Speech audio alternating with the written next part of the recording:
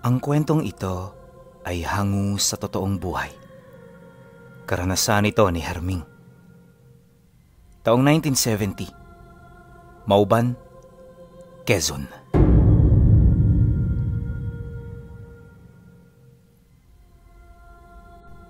Samot-saring mga tradisyon at paniniwala ng mga kultura ang matagal nang umuusbong sa bawat sibilisasyon ng mga tao. May mga nagsasabing sila ang pinili at meron din namang nagsasabing sila ang pinakamakapangyarihan. Sa paniniwala ng marami, pantay-pantay ang kaluluwang dumarating sa mundo. Kahit ang pamilya nila Herming, ganon ang paniniwala rito. At para tumaas ang antas ng isang individual, kinakailangan itong matuto ng lihim na karunungan. Ang mga taong walang abilidad at kakayahang makaalam ang tinuturing na nasa antas ng mga pangkaraniwan. Subalit may nangyari sa punto ng buhay niya kung saan lahat ito ay pinabubulaanan. At nagsimula ang lahat ng iyon ilang buwan pagsapit ng taong ito. Nga pala, matagal nang kilala ang kanilang pamilya. Sa lugar nila, kabilang sila sa mga pinangingilagang angka ng mga aswang.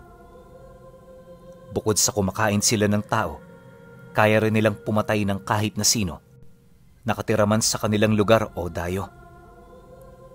Napakasugapa ng mga magulang niya pagdating sa karne, kaya 3 beses sa isang linggo, abala sila sa paghahanap ng kanilang mga biktima. Bagito pa noon si Herming Pinuno, at ayon sa kanya, yanggaw pa lamang ng kanilang lahi ang kanyang dinadala. Mula pagkabata, naitatak sa kanyang isipan na sila ang pinakamalakas na angkan sa buong Mauban.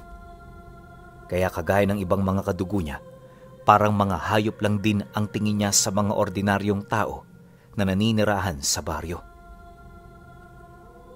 Hindi niya ito pinapakitaan ng awa dahil alam niya na mga patabaing baboy lang ito ng kanilang pamilya. Subalit hindi naglaon. May nabalitaan silang isang maliit na pamilya na lumipat sa kanilang baryo. 3 lang ang miyembro ng pamilyang ito. Isang batang nasa edad 10 Santos at mga magulang nitong wala gaanong kakayahan sa buhay. Pagdating ng pamilya sa kanilang lugar, agad itong naghanap ng mapagtitirahan. Si Herming ang unang nakapansin sa pamilya, kaya naman siya ang kauna-unahang nagmanman sa mga ito.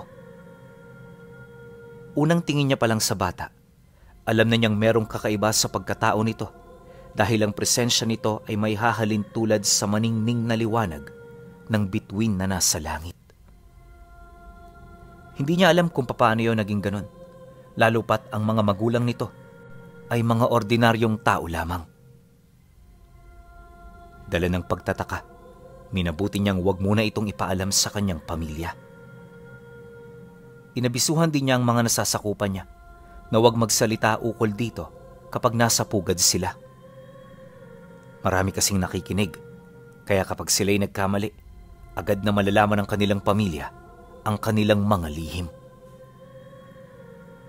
Bilang panganay na anak si Herming, walang nagawa ang kanyang mga kapatid kundi ang sumunod. At sa paglipas ng mga araw, tila bang unti-unting nababago ng pamilyang yon ang kanyang paniniwala. Hindi rin siya nagkaroon ng galit sa mga ito, ni kagustuhang lipulin ito sa loob ng madaling panahon. Kapag kasi pinagmamasdan niya ang 3, kapayapaan at katahimikan ng kanyang sarili ang kanyang nararamdaman. Natutuwa rin siya kung ano ang ginagawa ng pamilya at sa kung ano ang mga naaabot nito sa buhay. Hindi nagtagal, nagkaroon siya ng pagmamalabis na yon ay tulungan na guminhawa ang buhay. Aminado siyang mali ang kanyang gagawin, pero wala siyang magagawa dahil yon ang sinasabi ng kanyang puso. Kaya naman na makalikom siya ng lakas ng loob sa kauna-unahang pagkakataon, nakipagkilala siya sa mga tao. Isang hapon, nang mapansin niyang wala nang dumaraan sa mumunti nitong bahay, di na siya nagdalawang isip na lumabas sa kanyang pinagtataguan. Pagharap niya sa tahanan, Agad niyang kinawaya ng anak ng mag-asawa, sabay pasok sa loob ng bakuran. Wala siyang napansin doong kahit na anong pangontra, kaya naman napanatag siya. Magandang hapon ho! Ako nga pala si Herming. Matagal na kaming naninirahan sa lugar na ito. Kaya natutuwa ho ako na may mga bagong mukha rito sa aming baryo. Huwag ho kayong mag-alala. Wala pa akong ibang hangad kundi ang kilalanin kayo at makipagkaibigan sa inyo. Bungad na wika niya sa bahay nito. Nang marinig naman ng kanyang sinabi, napangiti lang naman ang ama nito habang sumasagot sa kanya ng, masaya akong makilala ka, Herming. Ako si Jose. Ito naman si Belen, ang aking asawa. At yan naman ang aming anak na si Leon. Salamat naman at may nakapansin sa amin dito. Alam mo, na nitong mga nagdaang araw, napakadalang ng mga taong kumakausap sa amin. Hindi ko nga alam kung bakit eh. Pagkarinig niya sa sinabi nito, tumawa lang naman siya habang ibinabaling sa ibang bagay ang usapan nila. Sinikap niyang makalapit ito ng loob nang sa gayoy magkaroon siya ng otoridad na bumisita sa tahanan nito anumang oras niya gusto. Walang masamang binabalak si Herming sa pamilya dahil ang gusto niya lang makita ang pamumuhay nito sa lugar nila. Sa paglipas ng mga araw, naging madalas ang kanyang pagbisita. Agad naman siyang pinagkatiwalaan ng mga magulang nito, kaya kalaunan, parang itinuturing na rin siya nitong anak. Yun nga lang sa kabila ng pagpapakita niya rito ng mabuti, ay ang kabaligtaran naman ng gabi-gabi niyang ginagawa. Lingid sa kaalaman nila Jose, gabi-gabing naghahanap ng biktima ang grupo nila Herming para may maihandang pagkain sa kanilang mga magulang at kamag-anak. At kapag sumasapit ang umaga, para siyang nagiging anghel na biyaya sa pamilya. Ni hindi nga siya noon natutulog para lamang maisakatuparan ang mga nais niya. Ganon at ganon palagi ang kanyang ginagawa hanggang sa hindi niya namalayan na minaman-mana na pala siya ng sarili niyang pamilya. Isang hapon, pag-uwi niya sa kanilang pugad, nasipat niya ang tatay niya na nakatayo habang kausap ang iilan sa kanyang mga tiyuhin. Pagramdam nito na papalapit na siya, bigla itong tumahimik kasabay ng pagpapaalis nito sa kanyang mga kausap. Pagharap nito sa kanya, hindi na ito nagdalawang isip na ilahad ang mga bagay na matagal nang bumabagabag sa kanyang dibdib. Herming anak, alam ko kung anong ginagawa mo sa baryong yun. Bakit ka sa akin nagtatago? Ano bang nakita mong espesyal sa pamilyang yon? Nakakalimutan mo na atang hindi nating kaibigan ng mga tao.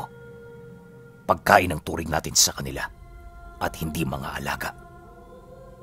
Kailangan mong idistansya ang iyong emosyon nang sa gayoy hindi ka masaktan pagdating ng araw ng anihan. Sinasabi ko ito sa iyo nang sa gayoy maging handa ka. Bata ka pa anak at marami ka pang hindi nalalaman. Bungad na wika nito sa kanya. Nang marinig ni Herming ang sinabi nito, halos hindi siya makaimik. Alam niya na totoo ang sinabi ng tatay niya, kaya wala siyang magagawa para ito ay pasinungalingan. Ngunit sa kabilang banda, nanaig pa rin sa kanyang kaisipan ang kagustuhan niyang ipagtanggol ang pamilyang nakalapit na niya ng loob. Kaya sa hindi inaasahang pagkakataon, bigla siyang napasagot dito ng, "Tay, iba ang mga taong yun. Nalalaman ko ito dahil matagal na akong kumukuha ng pagkain para sa inyo. Kilala ko ang mga taong ordinaryo sa hindi, kaya alam ko na hindi ako nagkakamali. At kung gusto ninyo, kayo ang tumingin sa kanila gamit ang inyong mabangis na mga mata." Matapos naman niya itong mailahad, sa halip na magalit ang kanyang ama, bigla itong ngumisi na parabang nakakaloko. Maya-maya pa, sumang-ayon ito sa nais niyang mangyari. Bago rin magtapos ang kanilang pag-uusap, inabisuhan siya nito na kapag wala ito roong nakitang espesyal, lilipunin nito ang pamilyang pinoprotektahan niya. Hindi yun gagawin ng kanyang ama para magalit siya, bagkus gagawin niya ito upang matuto siya ng aral. Pagkarinig niya sa sinabi nito, abot langit ang kanyang naging pag-aalala. Sa puntong yun kasi, nakasalalay na sa mga mangyayari ang buhay ng pamilyang nagkaroon na ng halaga sa kanya. Gustong-gusto niya noong pigilan ng tatay niya, pero ano naman ang magagawa ng katulad niya sa harapan ng isang gabunan? Kaya sa halip na magmatigas pa, minabuti na lang niyang sumunod.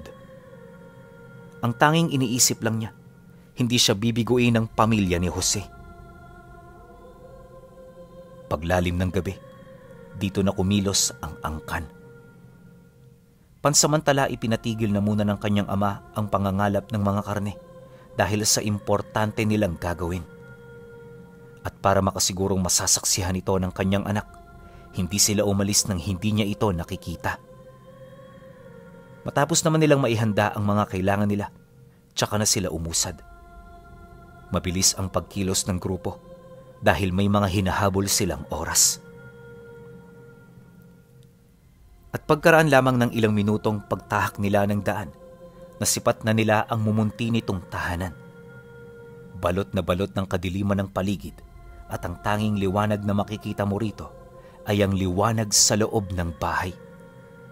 Naririnig na rin nila ang pag-uusap at pagbibiroan ng pamilya na parabang wala itong kaide-ideya sa mga susunod na mangyayari. Maya-maya pa, nang marating na nila ang harapan ng bahay, dito na mas lalong tumindi ang kaba na kanyang nararamdaman. At kung siya lang ang masusunod, gusto niya na noong paalisin ng lahat ng kanyang mga kamag-anak upang mailigtas ang buhay ng pamilyang papaslangin nila. Ngunit sa kasamaang palad, hindi sa ganoong paraan tumatakbo ang realidad. Di nagtagal, nang medyo mahimasmasa na siya, tsaka pa lamang niya napansin ang paglapit dito ng angka nila. Ramdam ng mga itong walang pangontra ang bahay, kaya agad nila itong pinasok at sa loob lamang ng ilang segundo, nadarag na nila papalabas ang tatlo. Halos labis-labis na pagmamakaawa ang ginawa ni Jose sa mga kadugo niya, pero hindi ito pinakinggan ng mga taong dumakip sa kanila. Umiiyak na rin noon ang anak nito, habang kalong-kalong yon ng ina. Matapos naman niya itong masilayan, binalot siya ng matinding pagkaawa. Dala ng desperasyon, pilit siyang nakiusap sa kanyang ama na itigil ang mga ginagawa nito. Nangako rin siyang susundin ng lahat ng nais nitong mangyari kung lulubayan nito ang pamilyang nagbigay sa kanya ng pag-asang makapagbago. Ngunit imbis na makinig, agad siya nitong tinulak papalayo kasabay ng pagwika nito sa kanya ng, "Masyado ka ng malambot, Herming. Hindi ka na ang anak na kilala ko. Siguro naman babalik ka sa iyong katinuan kung makikita mo kung papaano ko papatayin ang mga taong ito. Sila nagpahina sa iyo. Kaya kung mawawala sila, wala ka na ring rason para maging ganyan pa." Nang marinig niya ang sinabi nito, sa halip na sumunod lang siya sa tatay niya, napilitan siyang kumilos. Yun nga lang, bago pa man siya makalapit, huli na ang lahat. Ilang metro mula sa kinaroroonan ng mga ito, nakita niya kung papaano pag-uundayan ng saksak ang mag-asawa. Agad yung namatay, kaya naman ang masipat niyang papaslangin na ng mga kadugo niya ang kaisa-isahan nitong anak, nagdesisyon siya na yon ay iligtas. Ang kaso lang, masyado siyang malayo, kaya ang tanging nakita na lang niya noon ay ang pag-unday dito ng saksak ng isa sa kanyang kadugo. Ngunit pagkurap ng kanyang mga mata, muli niyang nakita ang bata na nakaupo sa lupa habang nakatakip sa mga tenga ang kamay nito. Kapansin-pansin ding huminto ang matatalas na kuko ng kanyang kadugo na parabang may kung anong puwersa ang humarang dito. Hindi man kapani-paniwala ang kanyang nakita, hindi siya nagdalawang isip na dooy lumapit upang yon ay mailigtas. At nang makuha na niya ang bata, dali-dali niyang tinahak ang daan patungo sa gubat. Nang masipat naman ng tatay niya ang kanyang ginawa, hindi na siya nito pinasundan. Hinayaan siya nitong makalayo sa gabing yon dahil sa naniniwala ito na parte yon ng kanyang pagsubok. Kaya naman pagkaraan ng ilang oras na pananakbo, tuluyan na siyang nakalayo sa mga ito. Ngunit kahit ganoon ang nangyari, alam ni Herming na hindi magtatagal at muli na naman silang matutuklasan ng mga kalahi niya. Pagdating nila sa paanan ng bundok, dali-dali siyang humanap ng puno na pwede nilang pagtaguan. Kumuha na rin siya ng mga hayop sa gubat para may maipakain sa bata. Ang kaso lang, dahil sa tindi ng pinagdaanan nito, nawala nito ng gana. Iyak yun ang iyak sa puntong hindi na nito pinakikinggan ang mga bagay na sinasabi niya. Nang mapagtanto naman yon ni Herming, pinili niyang hayaan na muna yon. Pagsapit ng sumunod na araw, dahan-dahan na silang umusad patungo sa karatig lugar. Di na nila ninais pang bumalik sa takot na baka may naghihintay sa kanilang mga kalaban doon. Sa kasagsagan ng kanilang paglalakad, napansin niya na kalmado na ang bata. Hindi na rin yun umiiyak at parang wala na sa isipan nito ang mga nangyari. Dala ng kuryosidad, may hinahon niya yung tinanong ukol sa nararamdaman nito. Halos hindi kasi siya makapaniwala na sa edad nito para na itong matanda kung mag-isip. Nang marinig naman ito ang kanyang sinabi, napangiti lang naman yun sa kanya habang sumasagot ng, "Hindi ko man sila magantihan. Bahala na ang Diyos sa kanila. Sabi ng tatay ko, ang Panginoong nasa langit ay nakatingin sa mga taong inaapi. Marunong itong magparusa sa mga masasama at marunong itong magbigay biyaya at proteksyon sa mga mabubuti." Pagkarinig niya sa sinabi nito, nakaramdam siya ng kilabot. Habang sinasambit kasi yun ng bata, naglabas yun ng maningning na liwanag na mabilis na naglakbay patungo sa kalangitan.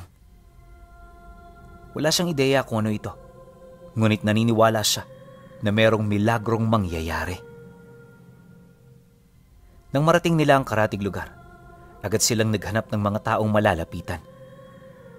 Di naman ito naging mahirap, gawa ng sa pamamagitan ng mahika ni Herming, nagawa niyang mapasunod ang mga taong kanilang nakakausap. Kaya nang magkaroon na sila ng matutuluyan, pilit nilang binawi ang kanilang lakas na nawala, buhat sa mga nangyari. Isang linggo rin silang nanirahan doon ng payapa, kung saan walang kahit isang pagpaparamdam silang napansin sa paligid. Nung mapagtanto yun ni Herming, di niya maiwasang mapanatag. Ngunit sa kabila nito, hindi pa rin siya nagpakakampante. Naniniwala siya na may masamang binabalak ang mga kadugo niya, kaya posibleng naghahanda lang yon para sa kanilang pag-atake.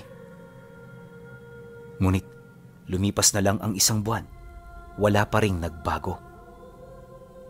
Sa puntong yon medyo napapaisip na siya, kaya para malaman na nangyayari sa lugar nila, nagdesisyon siyang bumalik. "Leon, babalik na muna ako sa amin ha. Huwag ka mag-alala. Isang araw lang ang itatagal ko ron. May mga gusto lang akong itanong sa aking mga magulang bago tayo umalis dito ng magkasama." Pagtatapat niya sa bata, isang gabi bago sumapit ang araw ng kanyang pag-alis. Nang marinig naman ito ang kanyang sinabi, tumangulang naman ito habang sumasagot sa kanya ng, "Sige Kuya Herming, maghihintay ako sa iyo rito. Mag-iingat ka ha." Matapos naman itong magsalita, minabuti naman nilang magpahinga na. Pagsapit ng sumunod na araw, nagmamadali siyang umalis. Ilang oras ang lumipas, nakabalik na siya sa kanilang baryo hanggang sa kalaunay na silayan na rin niya ang kanilang bahay. At sa hindi malamang dahilan, wala siya roong nakikitang kadugo niya. Napakatahimik ng paligid na parabang lahat ng nakatira roon merong pinuntahan. Medyo nakakapanibago ang ganong sitwasyon para sa kanya. Kaya para makumpirma, di siya nagdalawang isip na lumapit. Pagdating niya sa pugad, nakita niya ang mga kadugo niya na kasalukuyang nagbibilad ng karne. Kokonti lang ang bilang ng mga ito, hindi katulad ng dati. Pagsilay naman ito sa kanya, dali-dali yung lumapit. Walang sabi-sabi, inilahad ng mga ito ang mangyayaring salot sa kanilang lugar. Ayon sa kanyang mga kadugo, nagsimula ang lahat ng yon nung pinatay nila ang mga magulang ng bata. Pagbalik nila sa kanilang pugad, bigla na lang silang nakaramdam ng matinding panghihina sa puntong nawalan na sila ng lakas na makapagpalit ng anyo. Dagdag pa nito na ang napinsala ng husto ng mga pangyayaring yon ay ang kanyang pamilya. Sinubukan nila itong gamutin pero hanggang sa oras na yon wala pa rin silang makitang lunas para sa karamdaman nito. Mariin din itong inilahad. Napakiramdam nila ay malapit nang mamatay ang kanyang ama dahil sa seryosong karamdaman na patuloy pa rin itong iniinda. Nang marinig niya ang sinabi nito, nagmamadali siyang tumungo sa kanilang bahay. Pagpasok niya sa loob, bumungad ang mga kapatid niya na halos hindi na makakilos. Yung kanyang ina naman at ang mga katulong nito ay nakabulagta na rin sa sahig habang unti-unti nang inuuod ang kanilang mga katawan. Ayon kay Herming, na sa kanilang tahanan noon, wala siyang ibang naaamoy kundi ang bahid ng kamatayan. Nakakabahala ang ganoong pakiramdam, pero alang-alang sa kanyang ama, sinikap niyang marating ang kinaroroonan nito. Pagbukas niya sa silid kung saan yun nagpapahinga, tumambad ito sa kanyang balot na balot ng kumot habang nakaratay sa lumang higaan. Nasa tabi rin ito ang mga matatandang manggagamot ng kanilang angkan na hindi pa rin sumusuko sa kabila ng lakas ng salot na kanilang nararamdaman. Bagaman nanghihina na ang mga ito, bitbit pa rin nila ang kokonting pag-asa para sa ikagagaling ng kanilang pinuno. Matapos naman niya yung masilayan, sinubukan niya na ito ay tulungan. Ngunit hindi nagtagal, dito na rin niya napagtanto na huli na ang lahat para sa mga ito. Nung masipat niya kasi ang tatay niya, halos wala na siyang makitang buhay sa katawan nito. Oo, humihinga pa yon, pero alam niya na malapit na itong mamatay. Kaya imbis na tumulong, nakaupo na lamang siya sa isang tabi habang nagtatanong sa isang matandang may kakayahan pang kumilos at magsalita. Lo, ano ho sa tingin niyong nangyayari sa ama ko? Bakit ho siya umabot sa ganyang sitwasyon? May ideya ho ba kayo? Nanlulumo niyang tanong sa matandang tinititigan niya. Nang marinig naman ito ang kanyang sinabi, napahinga lang naman yon ng malalim habang sumasagot sa kanya ng, Hindi ko alam, iho. Ang salot na ito ay parang parusa ng langit. Ngayon lang kami nakaranas ng ganito at kahit anong gawin namin, hindi kami makapaglikha ng lunas para rito. Mamamatay na ang angkang ito. Kaya iligtas mo ang sarili mo, Herming. Pagkasambit nito ng mga katagang yon, agad itong nagsindi ng sulo, naligo ng langis, at sinilaban ang kanyang sarili. Mabilis na kumalat ang apoy sa paligid, kaya naman kahit ayaw niya pang umalis, napilitan siyang tumakbo papalabas. Pagdating naman niya sa bakuran ng bahay nila, bumungad sa kanya ang napakapulang ulap sa kalangitan, kasabay ng paisa-isang pagsilab ng mga kadugo niyang may lakas pa sa kani-kanilang mga katawan. Sa loob ng ilang minuto, binalot ng matinding sigaw at pagdadalamhati ang buong paligid. At nung namatay na ang mga ito, nanatili pa rin siyang tulala habang pinagmamasdan ang mga natutupok nitong labi. Sa puntong yon, di siya makapaniwala na ang minsang pinakamalakas na angkan sa mauban ay nalipol ng isang hamak na karamdaman lamang. Napakasakit man para sa kanyang loob na lisanin ang kanilang lugar, minabuti niyang gawin ito. Alam niya na wala na roon ang tadhana niya Kaya minabuti niyang manatili sa tabi ng batang iniligtas niya, anuman ang mangyari. Pagsapit ng gabi, nakabalik na siya sa baryo kung saan ito nanunuluyan. Nakakapanlumo man ang kanyang mga nasaksihan, wala siyang maramdamang galit ni puot para rito. Kahit alam niya kasing ito ang may kagagawa ng ganoong salot, naniniwala siyang isa lang din itong biktima. At walang ibang hinangad ang batang yon, kundi protektahan ang kanyang sarili at ipaghigante ang mga magulang niyang nawala.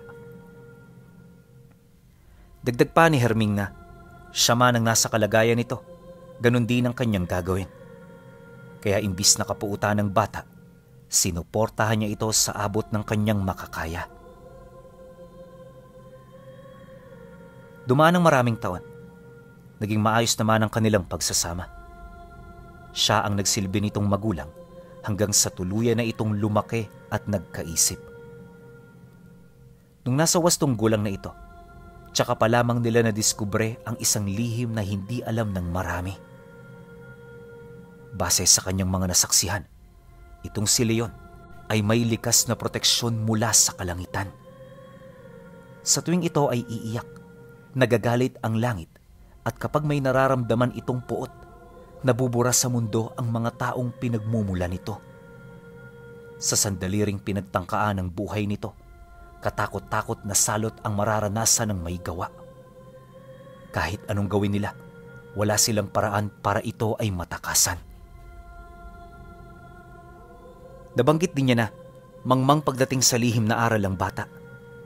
Ngunit ang nakakapagtaka, parang nagkukusa ang abilidad nito. Kaya nang malaman niyang tungkol dito, sinikap niyang bantayan yon ng maigi. Hindi rin niya ito hinayaang maimpluwensyahan ng kahit ano, nang sa gayoy maging maayos ang buhay nito sa hinaharap. Dagdag pa niya na, noong tumungtong ito sa 8 gulang, napansin niya na parang nagkukusa na lang na bumubukas ang tadhanang naghihintay dito. Imposible man yon kung pakikinggan, ngunit ayon sa kanya, yon ay totoong nangyari. Pagtungtong naman ni Leon sa edad na 27 anyos, nagkaroon na yon ng sariling pamilya. Bumukod na ito sa kanya, ngunit kahit ganoon ang sitwasyon nila, sinikap niya pa rin itong bantayan sa abot ng kanyang makakaya. Inakala noon ni Herming na wala nang mangyayaring masama, pero nang magdalang tao ang kinakasama nito, may nangyaring hindi inaasahan. Sa unang 3 buwan, naramdaman nila ang presensya ng mga tiktik na umaaligid. Alam niyang nakuha ng amoy ng bata ang atensyon ng mga ito, kaya agad niya itong ipinagbigay alam sa kanyang anak-anakan. Isang hapon, habang nag-uusap sila sa labas ng bahay nito, inilahad niya ang lahat ng kanyang mga nalalaman.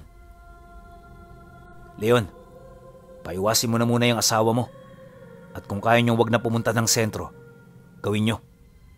May mga nakaambang panganib na naghihintay sa inyong anak. Naamoy ko ito. Wika niya rito.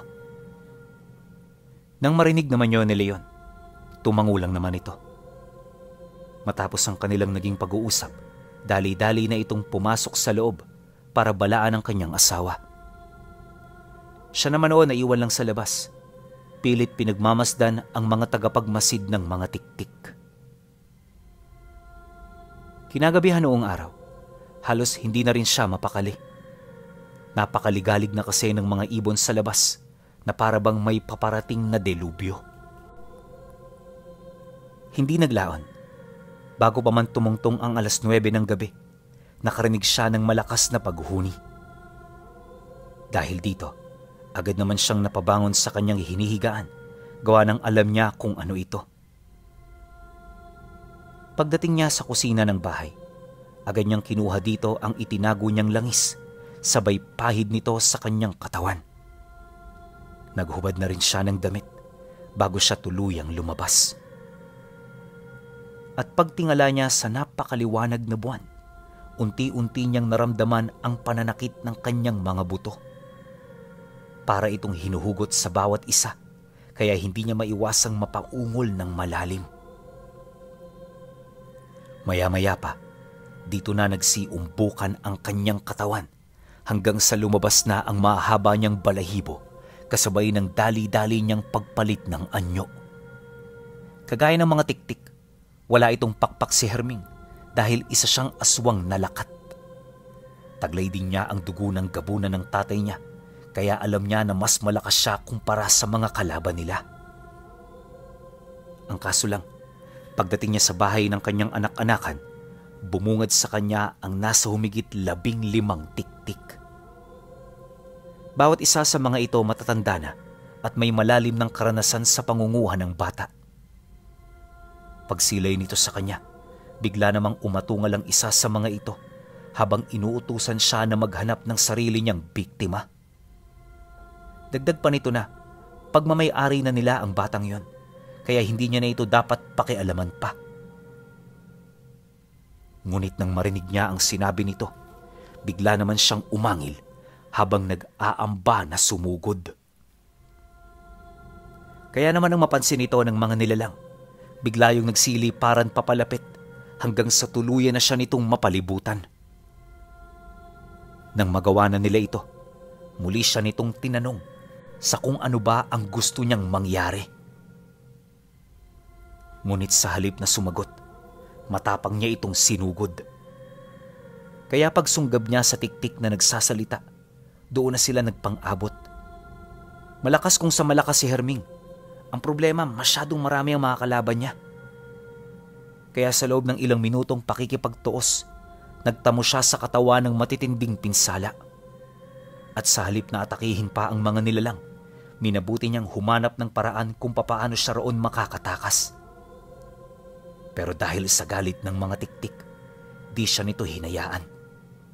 At kahit saan siya tumungo, palaging nakabuntot ang mga ito hanggang sa unti-unti na siyang bumulagta sa lupa. Akala niya noon katapusan na niya, pero bago pa man siya malapa ng mga ito, nakita niya itong si Leon na tumatakbo papalapit at sa likod nito nasipat niya ang kaluwalhatiang bumulag sa kanyang mga mata. Mabilis din siya noong nawalan ng malay hanggang sa madatnan niya ang kanyang sarili sa loob ng bahay nito na balot na ng benda. Tiyo Herming, patay na silang lahat. Wala ka nang dapat ipag-alala. Bungad na wika sa kanya ng anak-anakan niya.